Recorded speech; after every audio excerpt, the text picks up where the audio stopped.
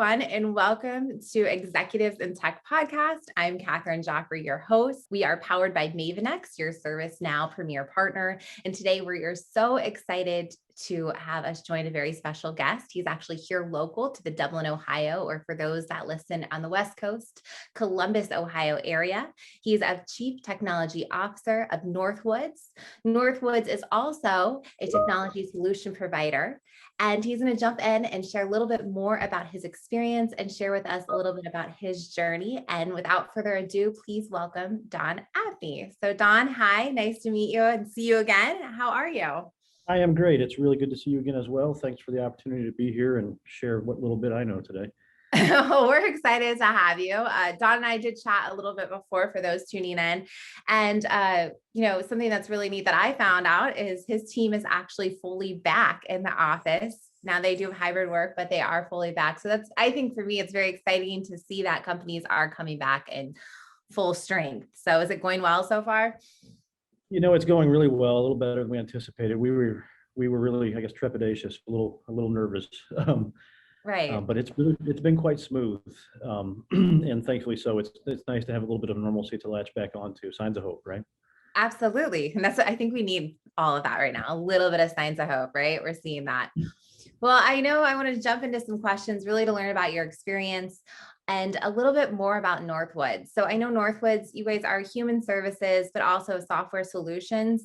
That's the high level, big picture. What is it exactly? What solution do you provide right now through Northwoods? If we have listeners out there, what are you guys providing?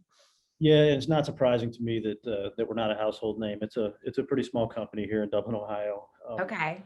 And part of that story will come to bear later, hopefully. But we are in the in the software business. We provide the software that caseworkers use to perform their day-to-day work. And oh wow, a couple different primary solutions for us. There is some lobby-based stuff that we provide around economic assistance services that are provided. So Medicaid, SNAP, TANF, maybe even child support. Workers would use our solutions to help determine whether or not folks are eligible for benefits and get those benefits to the folks who need them.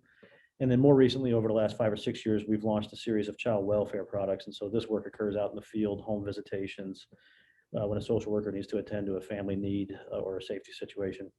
And they will oftentimes have our software in their hands on a tablet, performing assessments and doing the things that they need to do to provide for their families. Oh, wow. Okay. And how long has Northwoods been around, or when was Northwoods founded?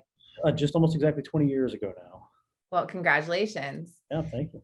And I guess that brings me to my first question is, how did you become involved with Northwoods, and what experience led you to the career that you are now currently involved in? Yeah, and it's there are probably 2 facts that really would be important on my journey to get here. Yeah, one was making the leap into leadership. I've been a big nerd for since I was born, probably, honestly, but forever, and was a great software developer, I think, and did good work, but realized that there was a lot left to be desired in leadership. And so I made the leap into software leadership several years ago. Made the mistake of being patient and articulate and kept getting invited to do bigger and better things. And so as I got to that level, a couple of folks convinced me to really start to give back to the community, and I aligned myself with a bunch of really good people here in Columbus, Ohio. And one of them made me aware of the leadership opportunity here at Northwoods. And to be frank, I was pretty happy at the time. And I said, I've never heard of this place, leave me alone, and I'm good.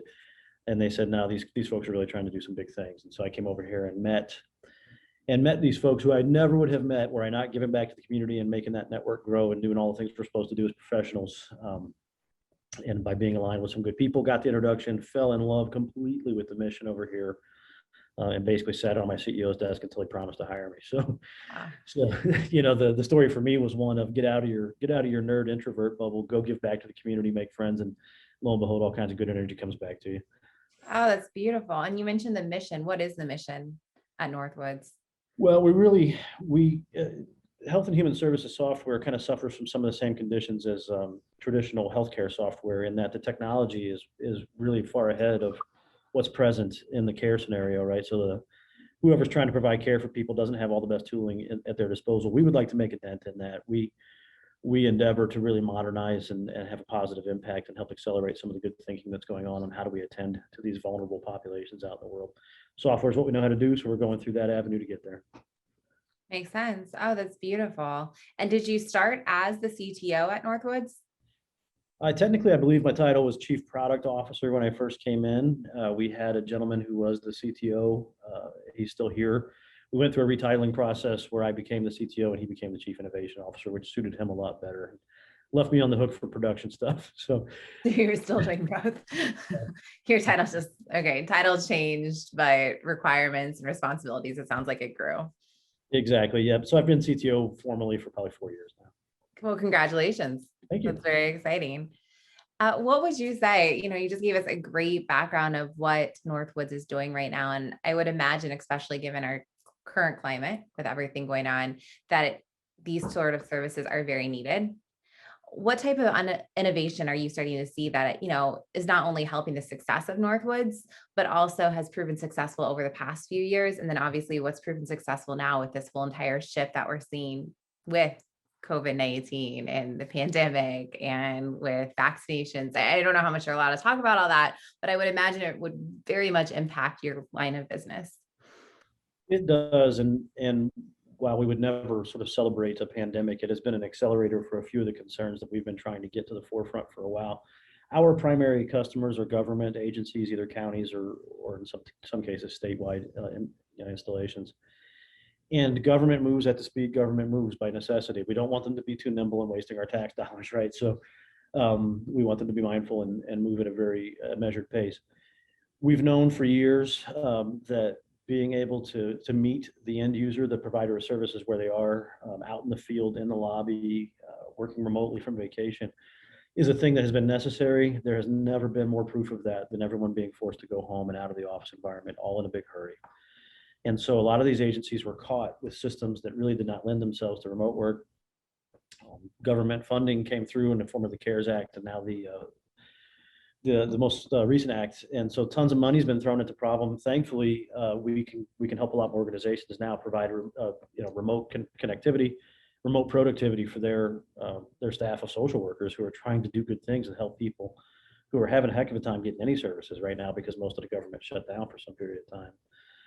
So we saw a huge acceleration of the need for mobility and for remoteness, and thankfully we were ready with solutions for that. And when the money was provided by the government, we were able to get a lot of remote capabilities into a lot of people's hands very quickly. Oh, that's wonderful. So that has been the huge win over the last couple of years. I would say, or over the last couple of years, I would say if we reach back a little further. In terms of innovations that are really starting to work out, the government agencies that we serve have started to accept artificial intelligence a little more than they might have otherwise. It was a pretty scary thing in the early days. Right. And we can help them gain some insights from the massive stores of data that they have from serving all these folks and reduce some waste, provide some quicker insights, help folks have more context when they're in a family scenario, things like this. Are they adopting, do you see them currently adopting artificial intelligence as a solution, or is it more that the discussions are being had? Where are they right now?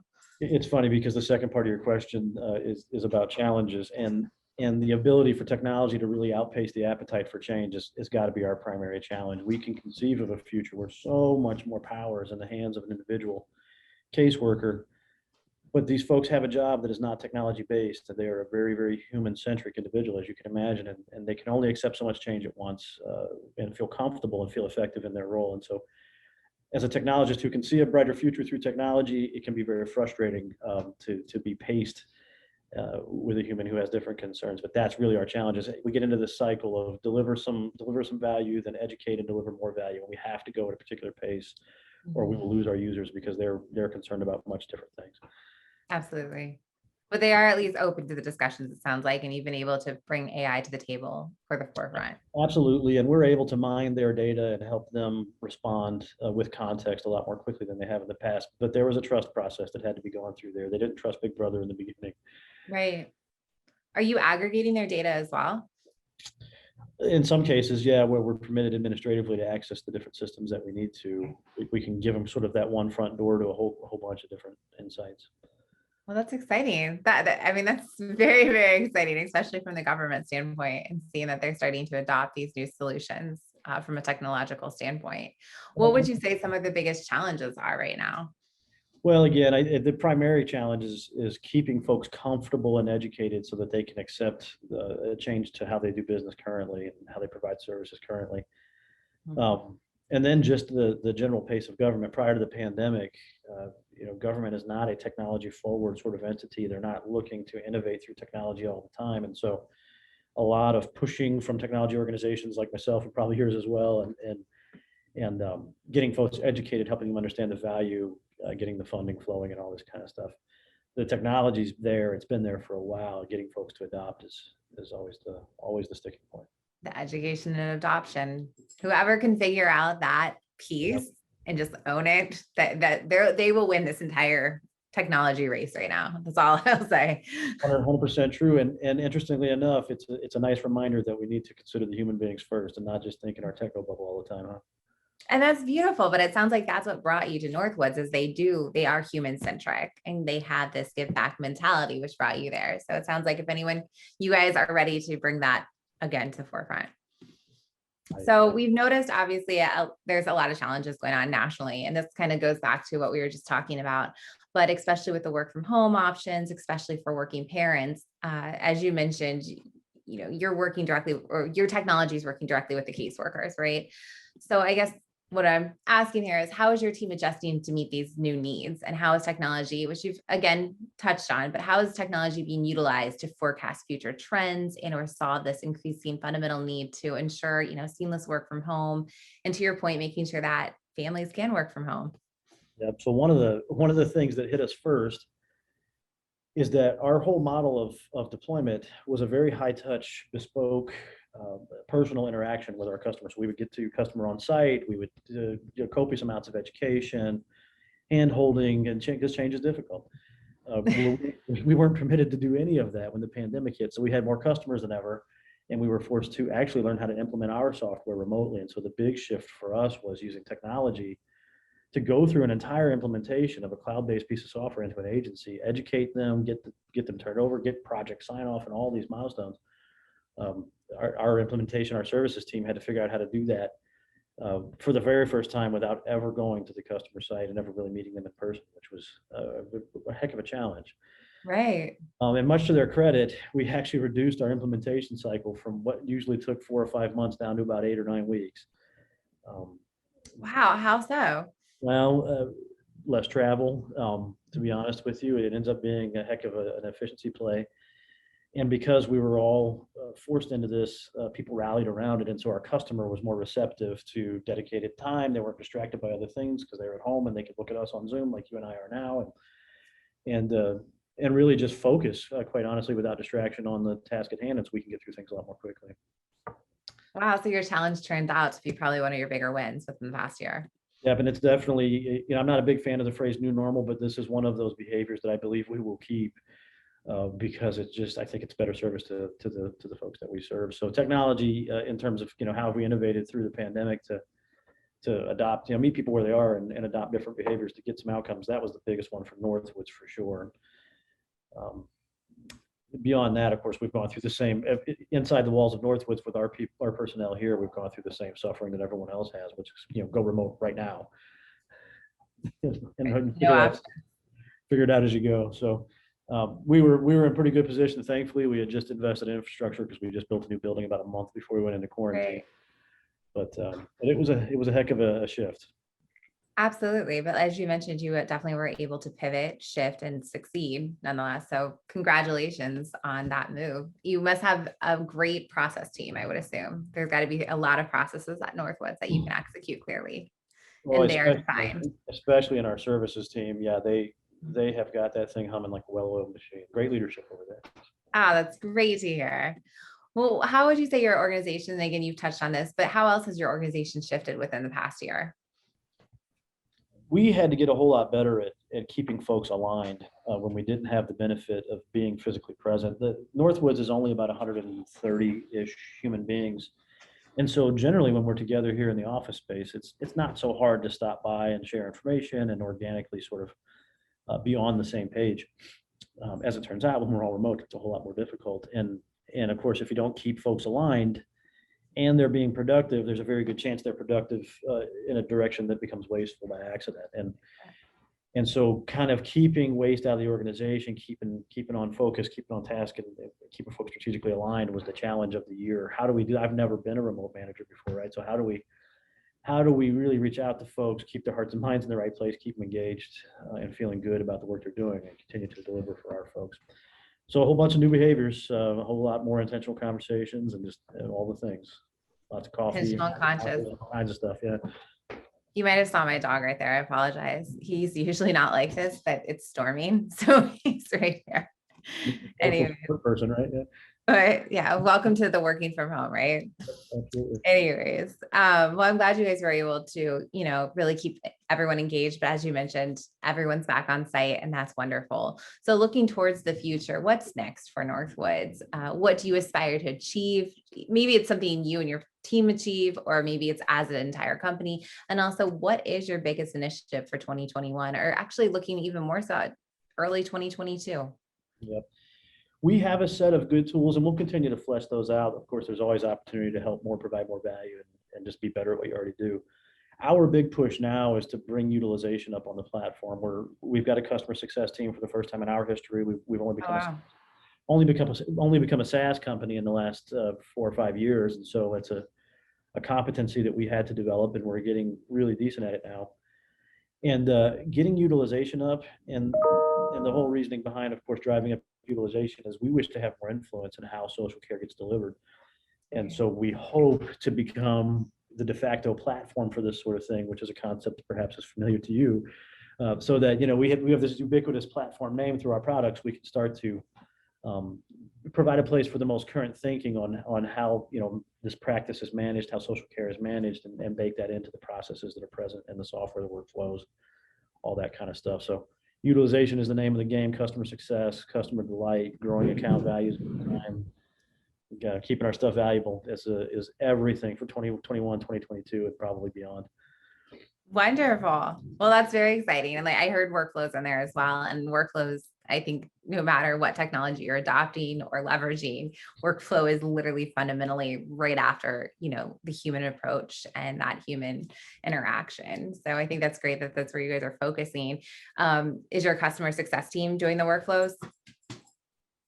They're doing a whole lot of things, probably a few too many things right now, but yeah, they definitely at least offer us insights. They have a lot of influence into the product team. The product team ends up being the makers of things. The customer success team ends up being the compass we use to guide that making process, and it's worked out really well. We've got a bunch of former directors and social workers on staff here that had their time in an agency and have now worked for us, have massive credibility, and so they talk to our customers. They stay informed about where we need to go in terms of workflows and all sorts of other features, and then the product side of the house builds stuff for them.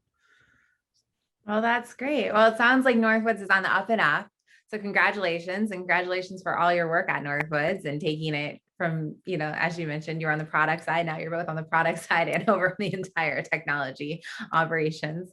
So that's wonderful to hear. And also it's great to hear the mission at Northwoods and to see local companies having such a positive mission and truly trying to help our community, which is what I think it's all about. Well, thanks for all that. Yeah, it's a blessing to be a part of it. And, if you love what you do, you never work a day in your life, right? There you go. Well, Don, it was a pleasure having you on Executives in Tech. I really appreciate you sharing your journey with us and letting us all learn a little bit more about Northwoods and the cool stuff you're doing. Hopefully we'll get to re-interact next year and check you guys, check out what you've got going on next year and how your goals have been, executed. I would love that. Thanks again for the opportunity, and take care. Be well. All right, Don, thanks so much for being on. We really appreciate it. Have a great day. See ya. All right, take care.